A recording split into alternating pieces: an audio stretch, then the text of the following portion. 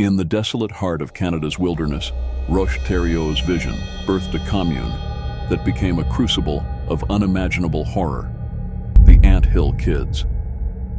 Roche's believers turned victims as they endured blowtorches, ritualistic mutilations, and even amputations. This is not a tale for the faint of heart. This is the morbid truth of Roche-Thériault and the Ant Hill Kids.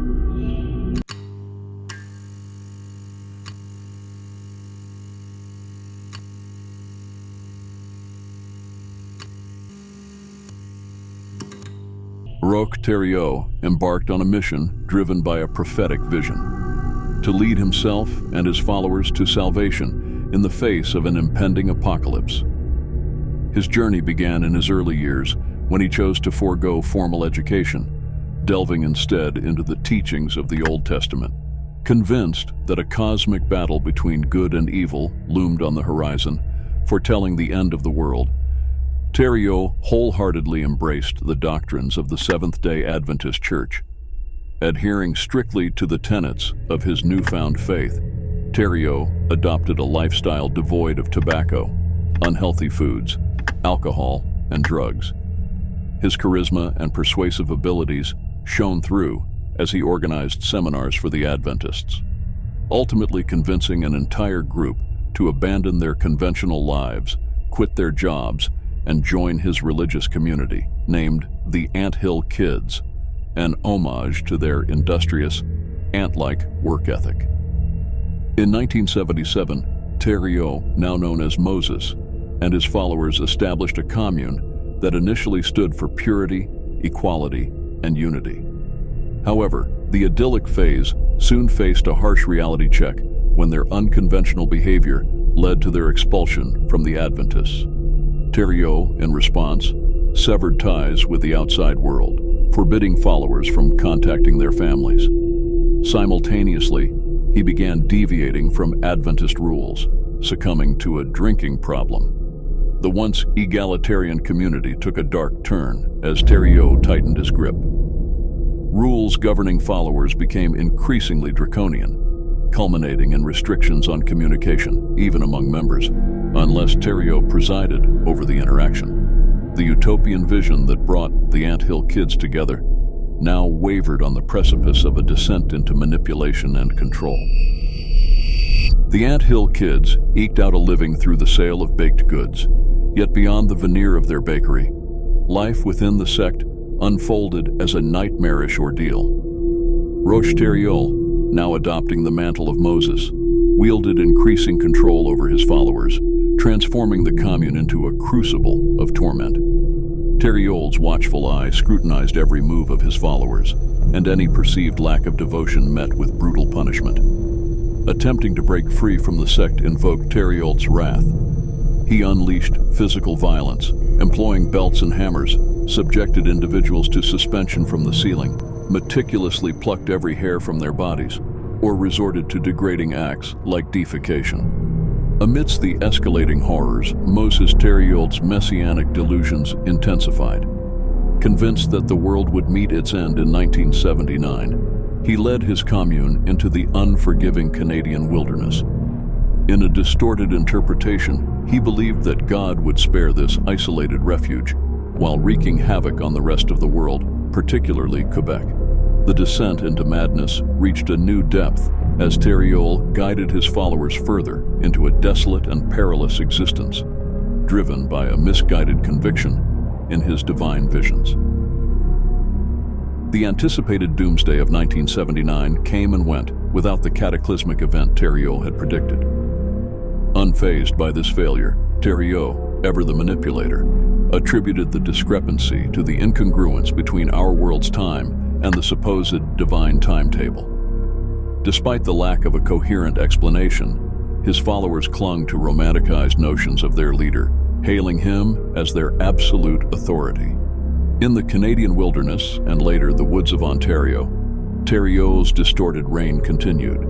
His female concubines bore him a staggering 26 children, a testament to the twisted dynamics within the cult. Roche-Thériault, embodying the epitome of a warped cult leader, subjected his own offspring to abuse.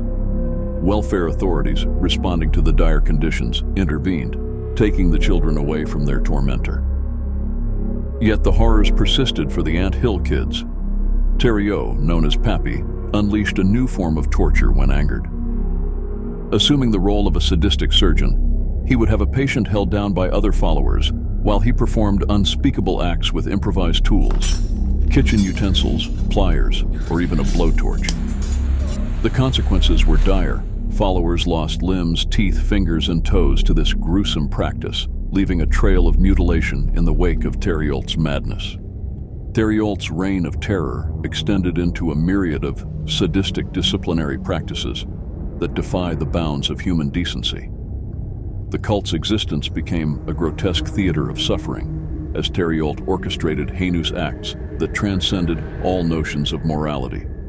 Commune members found themselves compelled to inflict self-harm, breaking their own legs with sledgehammers or shooting each other in the shoulders. The descent into degradation continued as followers were coerced into consuming their own and others' feces, along with insects and rats.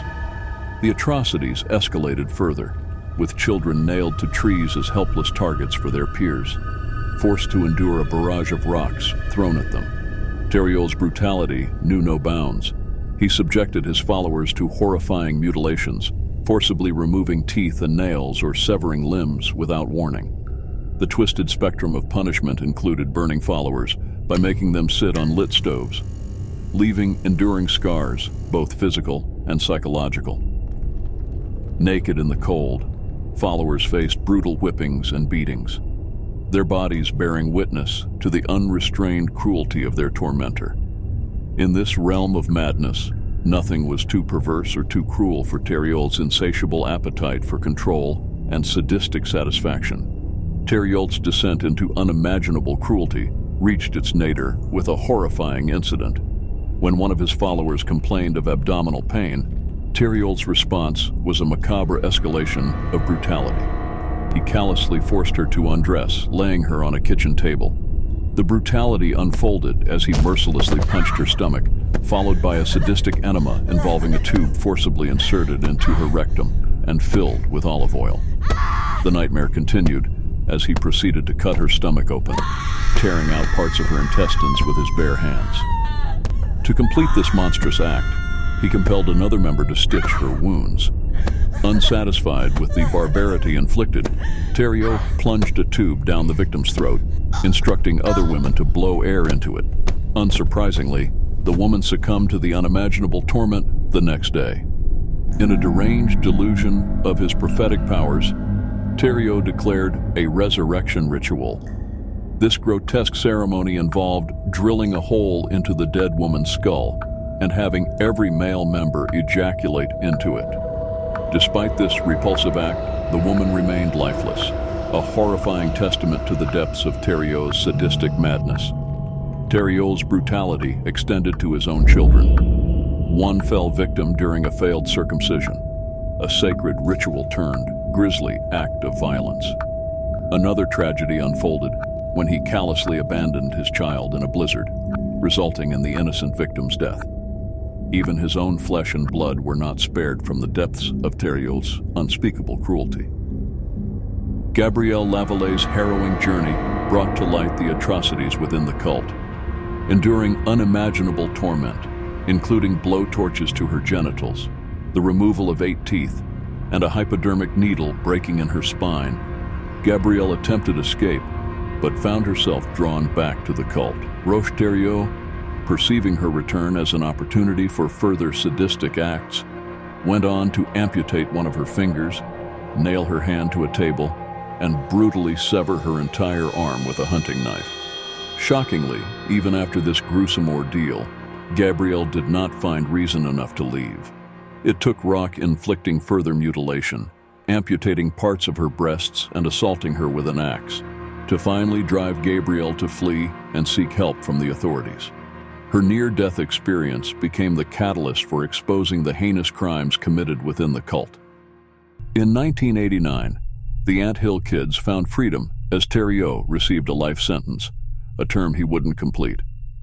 Fast forward to 2011, when Roch Moses Theriault's demise took an unexpected turn. His cellmate handed a knife to the guards, revealing, "That piece of shit is down on the range. Here's the knife. I've sliced him up." At 63, Theriault's demise shattered his delusional vision of being a prophet. Despite his horrific actions, Theriault's sane followers, bizarrely loyal, continued to serve his every whim.